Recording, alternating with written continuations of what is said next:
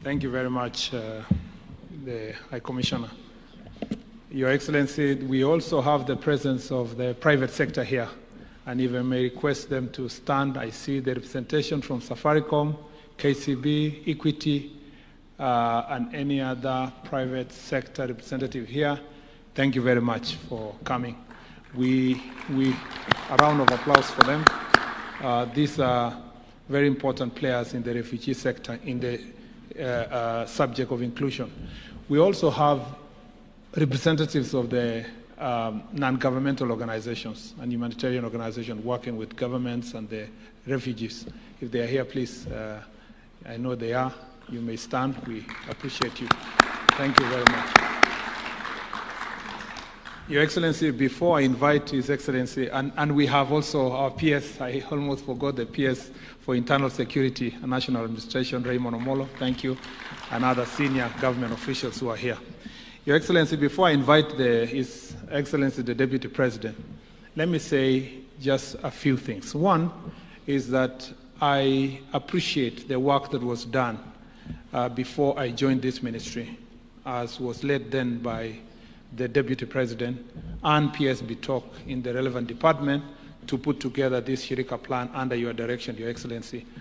And when I came to office, I was handed over this assignment, and we agreed that it had been a discussion for far too long. It was necessary for us to accelerate the launching of this plan.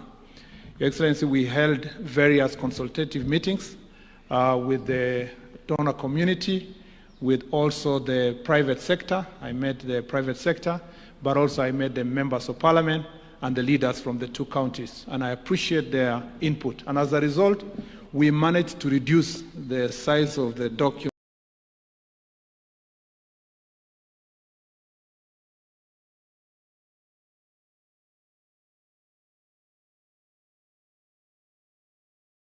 to half of it, to about 40 pages.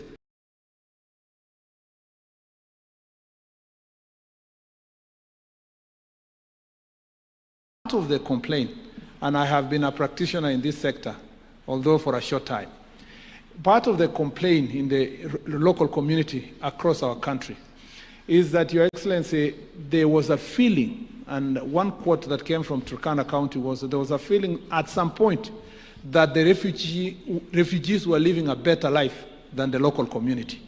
And these persistent calls for equalizing the two communities, living side by side, sometimes feeling like the refugees had more food than them, they had better living conditions than them. The Shirika plan, it is important for Kenyans to know that Shirika plan is not a UNHCR plan. It is not a donor community plan. It is the plan for the government of Kenya. It is our own plan to make sure that we are bringing our citizens who are living side by side with refugees to a same level by integrating them and ensuring that we take advantage of the opportunities that comes with that integration for social, economic, and cultural inclusion. It is important, Your Excellency the President, because there are people out there who are running because of the misinformation. Some will say that this plan is intended to lead to political inclusion. It's important for them to know that this has nothing to do with whether or not refugees can become citizens of Kenya. Citizenship for the Republic of Kenya is defined by law and the Constitution. It has nothing to do with how we manage our refugees. The reality is that the refugees have been in this country since independence. But the highest number of refugees came to this country in 1992. We have people who have been in this country, born and bred in this country, for over 33 years, calling Kenya home. And they live in these refugee camps. Already, as we speak, we have done integration on matters of for health. We have done integration in areas that relate to education. We've done integration in financial inclusion. And we know that some banks, including Equity Bank, were among the first banks to go to do business within the refugee camp. So therefore, we are upscaling this process by ensuring that every development that goes on in the refugee camp, we take care of the local community. That is why this document speaks to environmental protection, because there's a complaint from the locals about environmental protection.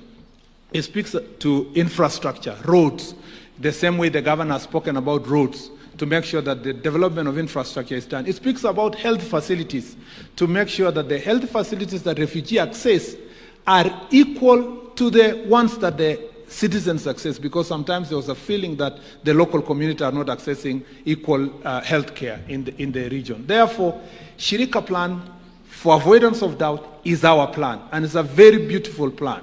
If fully implemented, Your Excellency, it will make sure that these areas that are hosting the refugees are developed to the level that is required and that is decent for every human being. Your Excellency, I want to thank the development partners, the UNHCR, for working with us. And this plan is not meant to exit the development partners and humanitarian players from the work they do. It is moving what they have been doing from humanitarian to development approach. And through this development approach, there will be meaningful and sustainable development in the country, but also the refugees will be properly utilized, and their potential is going to be properly utilized. Your Excellency, I thank His Excellency the Deputy President for leading this process before. For avoidance of doubt, the Deputy President was my teacher, and one of the subjects he taught me was international humanitarian law. And international humanitarian law includes refugee law. And he taught me very well, Your Excellency, and I'm glad that I have the opportunity to continue the work that he had started, and it's now my greatest honor and pleasure to invite His Excellency Kithure Kindiki, the Deputy President of the Republic, to make a few remarks, and invite you, Your Excellency, to make your remarks. Welcome you, Deputy President.